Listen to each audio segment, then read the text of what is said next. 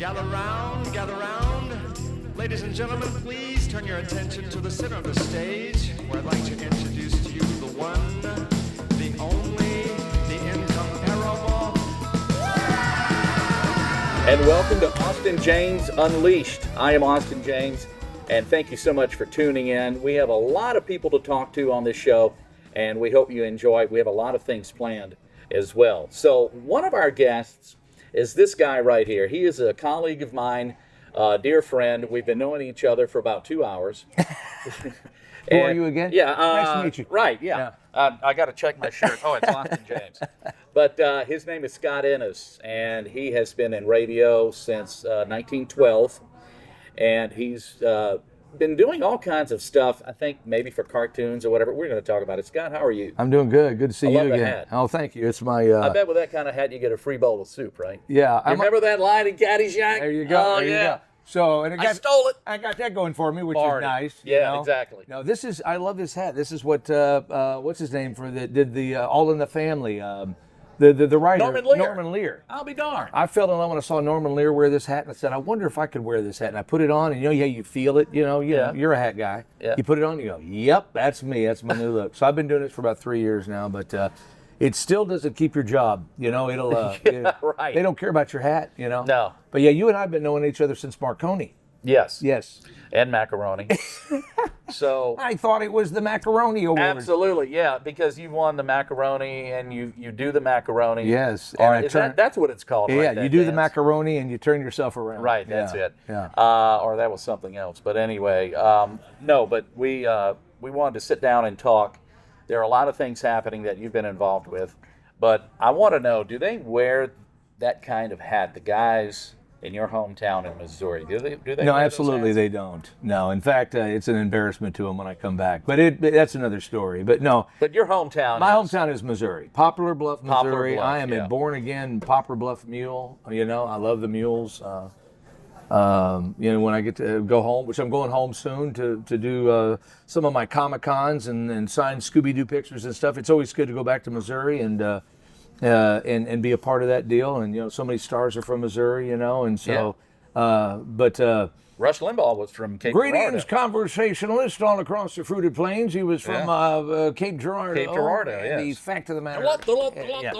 And talent on loan from God. Yeah. A lot of people from there. So, Missouri. What about what's it like growing up in Poplar Bluff? 'Cause Well, I know it's a small town. it's a small town. It's Hooterville.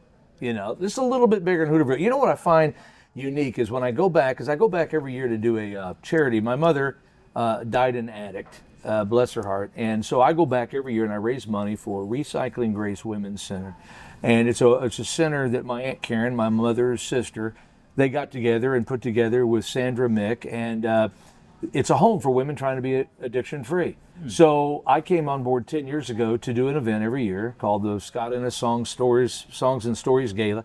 And we're in our 11th year coming up, bringing in the Bellamy Brothers this year. And we've got a lot of great people that have come and raised a lot of money. And we've got like 4 homes we've built. But it's the uniqueness about Poplar Bluff is when I left Poplar Bluff in like 1988, the population of this billboard sign said, population, Poplar Bluff, 18,000 people. It still says population, 18,000. It's people. never changed. They've never changed it. I don't know why. People move out, move back in. Yeah, I don't know if it's because of the Sunday liquor law thing, because if you go over 20, it changes, I guess, the liquor law in the city. But yeah, they're just content, or they just may be lazy and said, who wants to go change it? Not me, so. But, you come back home and you go, oh my God, there used to be a Wendy's here, and there's a McDonald's here now. You know what I mean? So Really? I love going home, and the great thing about going home is that because I'm nothing, but they think I'm somebody. So it's nice to go home and they think you made it, you got out, and we're real proud of you. So it's nice to. I did a signing at a Walmart last year when I went home, and the line literally wrapped around the entire Walmart. I'll be darned. And I never get that anywhere else. So I'm a star in Poplar Bluff. So when you say that you were doing a signing, were you holding up a stop sign? Yes. And It's just Scott yield Ennis. sign? Yes, Yeah. we'll work for food. Yeah. Well, talking about food, we're here at Leola's Cafe on Government Street in Baton Rouge. What a We great wanna thank place, them. huh? Yeah, Yeah. we want to thank them for using the facility. You can't put the cart before the horse. That'd be like, Hey guys, it was a pleasure serving you. But we didn't even order yet. never sign a contract with a roofer before he gets on your roof. Call Go Roof instead. We offer a free, no obligation inspection. A beautiful roof every shingle time. Bobby, goes in the front.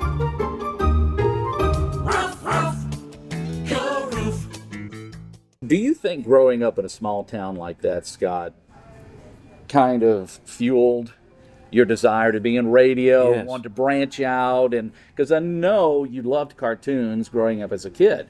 I mean, you were like the rest of us with a big bowl of cereal Yeah. on a Saturday morning, Fruit Loops. watching everything. Yeah, Fruit Loops, Captain Crunch, all that stuff. I started, I was the class clown in high school. I was the one that they would hire. I had a stepfather at the time that owned the music store, and he would let me have all the equipment. And I would set up at the high school gym and do the little DJ thing. Scott Innes, the Cottonmouth and Cotton City on BOWL. And it was the Bolden Alley. We called it Radio BOWL. I don't know. But anyway, so I started doing that on the weekends at the arcade. And a disc jockey named Skipper T, Skip Spence, came to me and he said, "Hey, they're hiring over. I heard they're hiring at the skating rink. You should go do that." So I went and did the skating rink, and then that led a couple of weeks later. He coming to me and he said, "Hey, you sound pretty good on the skating thing." He said, "Look, how would you like to come run American Top 40 on Sundays at the radio station, 1,000-watt AM radio station?" And you know all about them little lot. You think you're 100,000 watt blowtorch. Yeah. So much fun. And AM radio was just the king back in the day. And so this had been about 1982. And so I started running American Top 40 and on albums. Yeah. And that's where I learned to do my Casey Kasem impression, because I ran it so much. I'd go, "Yeah, if I hear another Dog Death dedication, And that's how I learned and perfected Shaggy years later, to do Shaggy for Hanna-Barbera. So everything in life has a connection. I believe that everything connects. People fire you for a reason. I think when one door closes, another door opens. And you believe that? Oh, I do. I believe it wholeheartedly, And, it's just, I've been fired by every radio station known to man. But, when I go back, I don't really hold grudges anymore. I used to. But you got to let that go, because when you go, but you know what? If they hadn't fired me, that wouldn't have made me get off the couch to go knock on that door, which got me this, So really, I believe that everything is for a reason in this life. And Are you a spiritual person? I am very. I believe that we're here. The good Lord has put us here. I believe in God. I pray to Him every morning. I wake up every single morning, and I think the older we get, the more we start respecting our grandmothers and their beliefs that they had in that Sunday morning church when she drug you to the little Baptist church down the road. You start appreciating that. And every morning, and I'm not making this up. And look, I don't try to be a holy roller, and I am a glass broken. I am shards of glass. I need a lot of help. But I wake up every morning, and before I walk out the door, I go into my, what I call the Scooby room, my man cave of Scooby memorabilia. And I'll sit down in my chair, and it's real quiet. It's about 5 o'clock in the morning before I go to do my radio show. And I just pray. I just tell them, "God, here I am again. I am a piece of work. I am a work in progress. Help me as I go to take on the day. If you decide to call me home before I get home, man, I hope I see you. And I hope, that you take me up." And so, I'm a kind of philosopher. I like to talk things on my Facebook about certain things. And sometimes I post things to really help myself. It's like looking at yourself in the mirror. Yeah. And you're posting this. You're not really posting it to preach to other people. You're actually posting it because you need to see it. Do you get stressed out a lot? I am very stressed out a lot. I am. How do you deal with it? I tell people this. My dad says, "Why do you tell people you take Xanax or you're on clozapine and all that?" I said, "Because you know why? 99% of the people that are going through the same thing out there are going to go, 'Oh my God, I do that too,' because they understand." And man, I'm telling you, I have anxiety. I drive down the road, I can't breathe.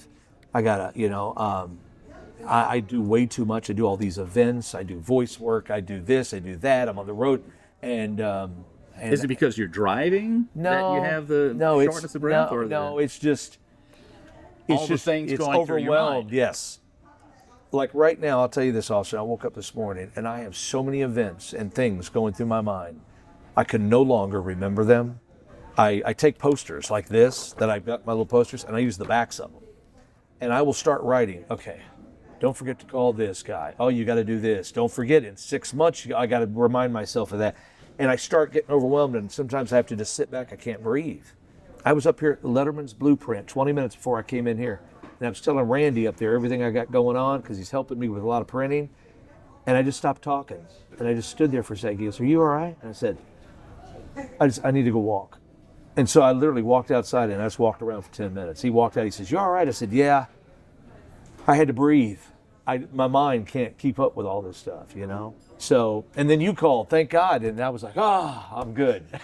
Yeah, I could talk to this fool on the phone for a while, right? Yeah. Yeah, this will relax me. Yeah, this will give me, but you know, look, yeah, and you and I used to have these conversations years ago. You know, we're kind of from the same vein. You know, we do a lot for people, and we're trying to. You know, you were at the Texas Club all the time. You're up late. You come in, you do the deal, and you find yourself, you know, going, dude, I mean, you lived at the radio station, literally. I did too, and I live at these events, and you just don't know when to turn it off. You know. And we got to start learning to do that. My doctor says you're a heart attack waiting to happen, you know. And I'm 57 years old. I got to start taking care of myself, you know. So, do you think that the quality of life is not what you want right now? You know, because I know that you're driven. I'm very driven. But I you're know right. that you're driven and you're promotionally minded. But yeah, what about quality of life? Yeah, you know what? No. I'm not where I need to be.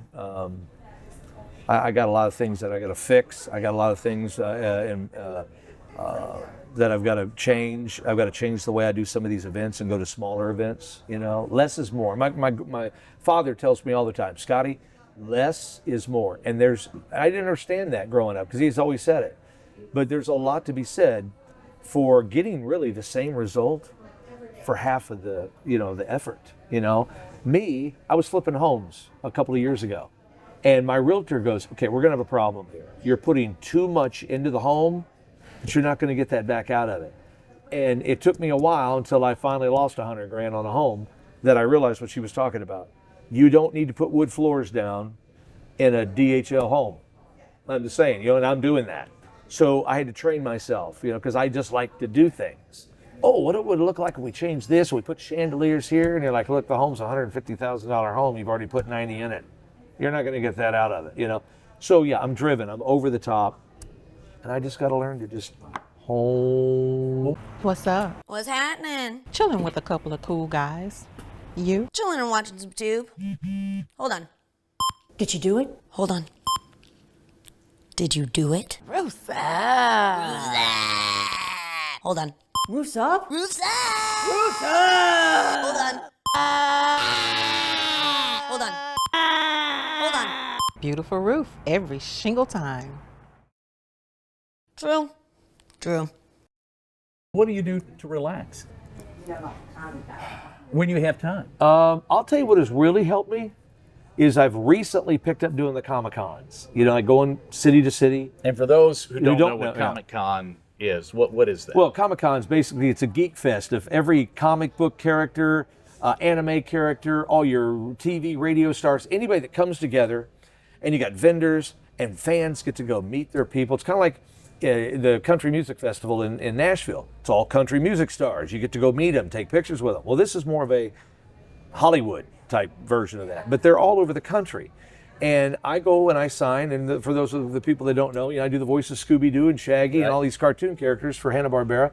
So I set up a big Scooby booth and I sign and I meet people and you hear people's stories and how that character has touched their lives. And I didn't do a lot of those. I was too busy doing all this stuff, radio and everything. And I just said, you know what? I love doing that. What do you love? I love people and talking cartoons. And so we've started doing that, and we're gone almost every weekend. And when I'm on the road and we set that booth up and them fans are lined up and they're like, Mr. Scott, I've been a big Scooby-Doo fan, and they start telling you their story, and you're just like listening to them, you know? And that's where I get my serenity, you know what I mean? My calmness of just forgetting the concert, forgetting the radio show, forgetting that you got to call on 25 people next week or go collect money or whatever the deal is. You're focused on this little child who's telling you that they almost committed suicide because their parents fought all the time.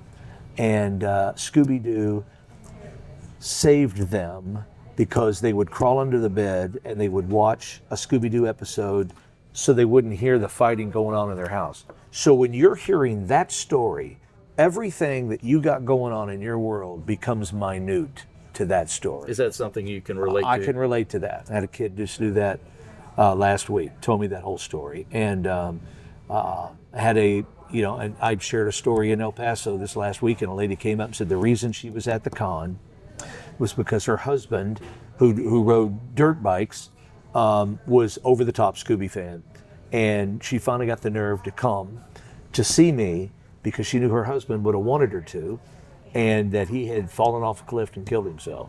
And so you're hearing these people's stories. And look, I'm just a small piece of a big puzzle, and I get to help bring to life a character that is much bigger than I am.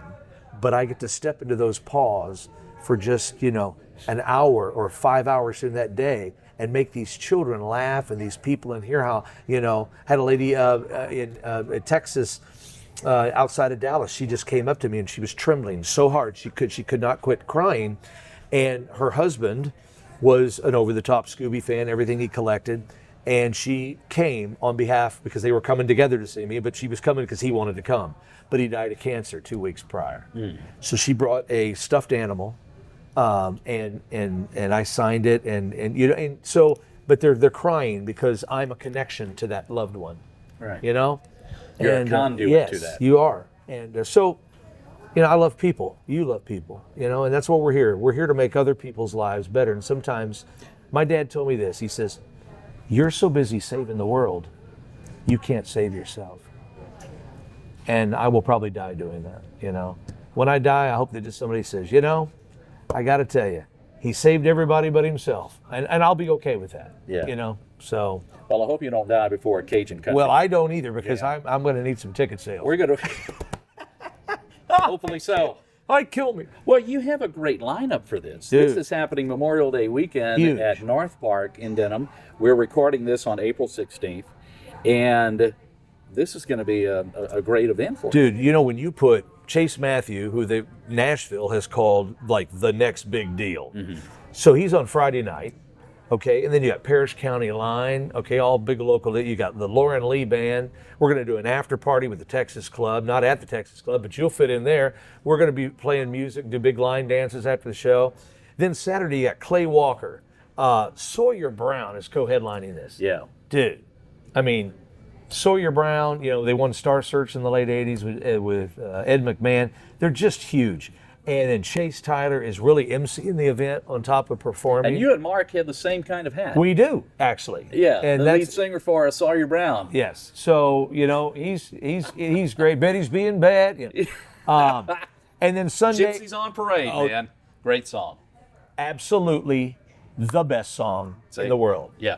I mentioned that to him the other day. I was talking to him. He goes, pulled out of Charlotte. Yeah. Snow was falling down. Right, yeah. Till we make our way in this one eagle sleigh till we reach another town. Our names are in lights on the billboard signs in every town we play.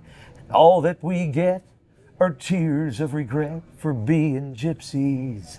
Gypsies on parade. That's We it. thank you for tuning in.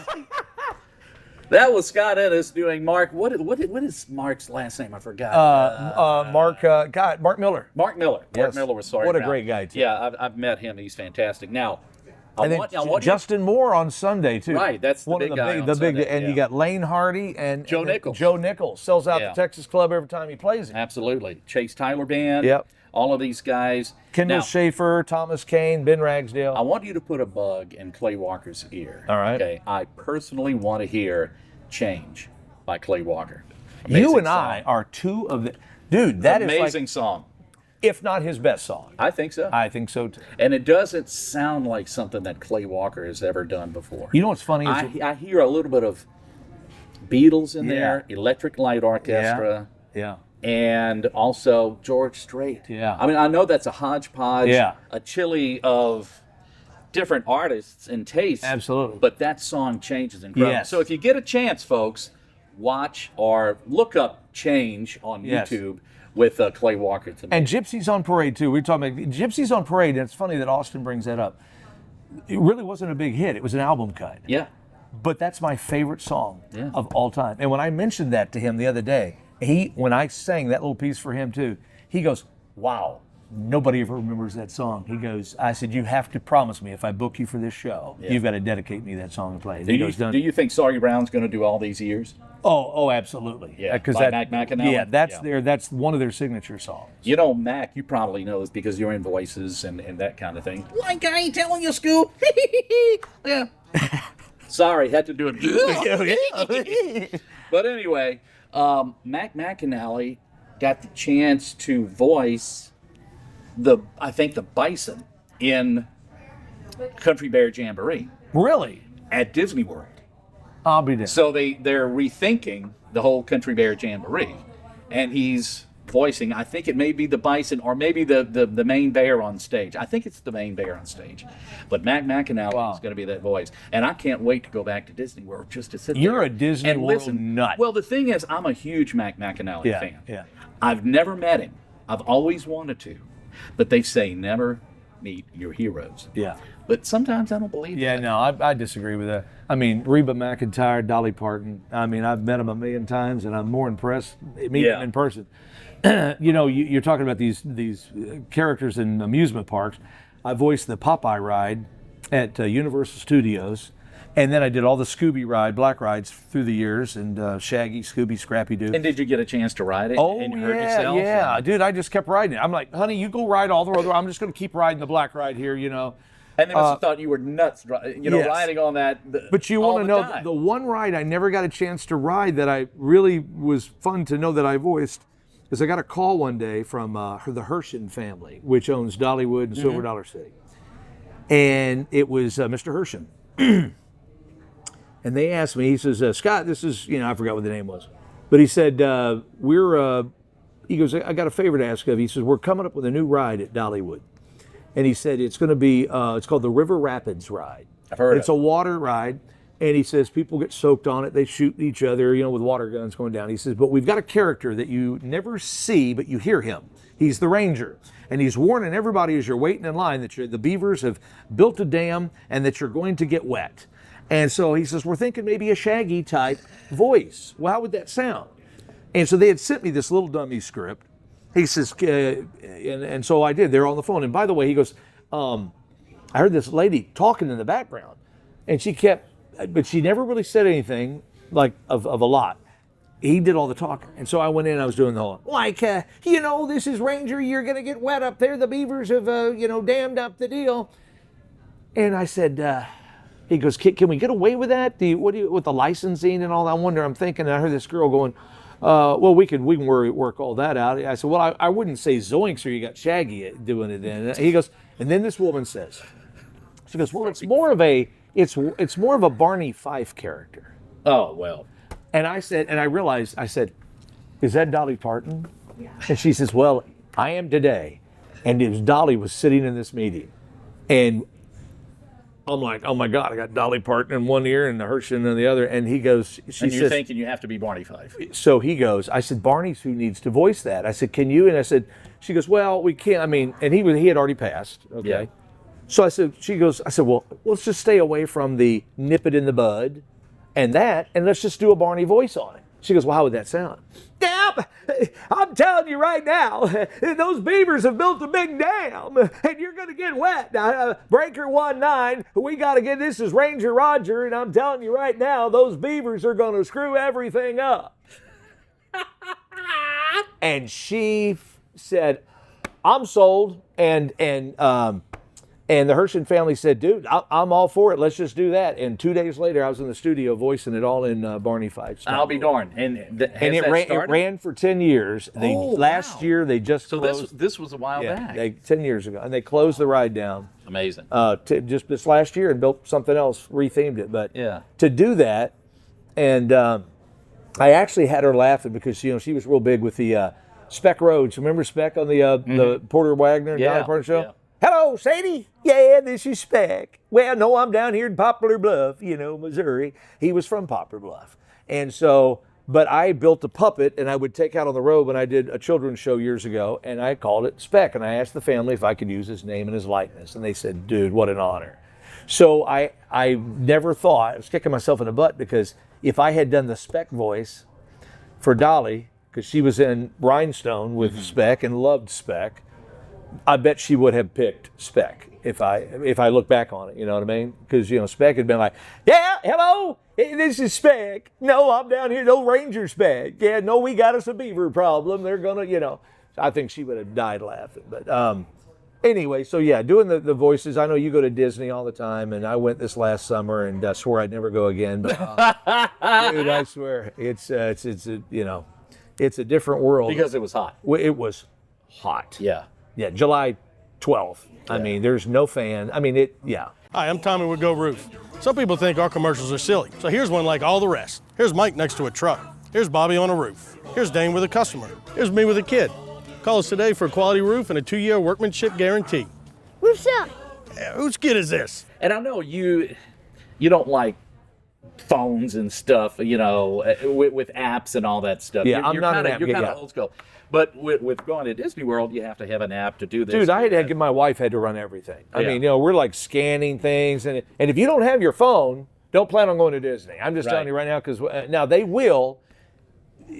make it difficult. But if you go, no, I've got to have this, and I don't want my credit card on that, and I don't Right, want, yeah, they will yeah. do it, but they're going to charge you not to do it the easy way. Right. So, but yeah, so I gave up. My wife's like, yeah, we're going to get this newfangled bracelet, and it's going to tell you what time we're doing dinner, what time we show up. You go to the park, you got to scan the deal. I mean, dude, It's a lot. I can't. It's a long time ago when they had individual tickets. Yes. They had a ticket book. Oh my God. Remember those? Oh, dude, They had that. the A's, B's, Yes. C's, D's, E's, and I think G's or something like that. And the G's, I think, were for the shooting gallery. Yeah. And the C's were the really cool ones in Tomorrowland, with the cars, Yes. slot cars and whatnot. A long time ago, this is old school, by the way. This was sponsored by Eastern Airlines. It was called If You Had Wings, Yeah. and you didn't have to have a ticket to ride it. It was absolutely free. Right. It was no charge. So we rode that darn thing, over and over and over again. I can remember the song, If You Had Wings, If You Had Wings, Oh, my had God. wings, had wings. Look that up on YouTube. It's amazing. Jeez. Yeah. My favorite ride there is the soaring ride. Oh, that's amazing, yeah. And then the simplest, which is my wife's favorite too, is It's a Small World. Oh, yeah. You talk about things that just calm you down. You're Sure. going through this little boat ride, and you're going through all Right. these little, it's a small world after all. And then you're singing that tune. You are because all it's in your freaking- head. Yeah. You want to do that last because you'll be on the Pirates of the Caribbean ride singing "It's a Small World." Yeah. It's a small world You know, on the we- water while you- pirates are battling each other. You talk about things that get in your head though. We were in El Paso this last, and we literally, I shouldn't do this because the rest of the day, but we were going, I met a girl in El Paso. So we made up. come on. You got El Paso But and El here's Paso the game. City. Yes. Here's your fun game you play with the family. The rule is everything that you sing, any song you sing, has to be sung in the tune of El Paso. So if you're doing Journeys, Faithfully, Highway Run, da da da da da da da. I met a. So I'm so glad I don't ride with you. I was just saying, you should come with us sometime. God, I would have the anxiety that you have. Oh, my to be honest God. With you. When that would start. Listen, you know what my life is. If somebody said, is there a scene in a movie that depicts your life? And I'd say yes. In the Scooby-Doo movie in 2002 with Matthew Lillard and Sarah Michelle Gellar, the real live movie, right? I did Yeah. Scrappy in that. After Scrappy pees on them in the van, they kick him out of the van. Scrappy pees on Daphne. If you've I seen missed it, that yes. part. So anyway, goodness. they kick him out of the van, and you see from the camera angle, he falls out, boom, Yeah. He gets up, he's got his, you see, they throw out his suitcase, and he kicks the wheel in the car, and he's out in the desert in the middle of nowhere. I'm as cute as a Powerpuff Girl. What's the big idea? You know, and he's just standing there. That's me. I figure, you know, this weekend after they're going to kick me out of the car. Yeah. I'm going to be standing 20 miles outside of El Paso Yeah. on the side of a desert, thinking I'm in trouble. Well, as long as you have a big thing of soft drink and tater chips and some beef jerky, you'll be okay. That's all you need in El Paso. We got to get some milk together. You like milk? Ice I cold like milk. the ice cold milk. I have to put my glass, you know the jelly jars? Yeah. With the handle? Yes. I put those in the freezer. Do you really? Absolutely. No kidding. And here's another clue. Another hint or a suggestion. You like cereal. Yes. Okay. When you go to the grocery store and you buy your cereal and, Yeah. you go back home, Uh-huh. put the cereal in those big gallon Ziploc bags. Yeah. Leave it in the freezer. I'm telling you. Oh yes, because when Go you to, pour, but wait. Go to the dollar store and get those glass bowls. right, No design, no etching, just a regular glass bowl. Keep a couple of those in your cupboard. When you know that you're going to have cereal. okay, you take that glass bowl, you put it in the freezer, you take the milk out, and you put it in one of those frozen glasses, and you leave it in there about 5 or 10 minutes. Wow. 5 or 10 minutes. Yeah. Take it out, you take your cereal out of the freezer, It's all cold. and you dump your cereal in that ice cold bowl, and you take that milk, which is about 33 degrees. It's almost a little bit. And then you pour it on top of that cereal. And I'm telling you, by the time you finish your cereal, when you have the milk left, it's still cold. Serial Killers with Austin James. We'll be right back. You can keep the cereal in your freezer for a long time. So try that. You've been doing this whole milk thing though since I've I've known got it you. down. Dude. I've got it down. I mean, I could call you at 2 a.m. in the morning. I go, what are you doing? I'm just sipping I'm on a drinking nice a big glass glass of of milk. Yes. I can't sleep without it. Big good. All right, dude. All right, bro. Best of luck. We'll see you at the Cajun Country Jam. Absolutely. All right. Sounds Scott good. and us, everybody, we want to thank Leola's Cafe for the surroundings and the beautiful facility. Leola's Cafe is located on Government Street in the Garden District in Baton Rouge. I'm Austin James for Austin James Unleashed.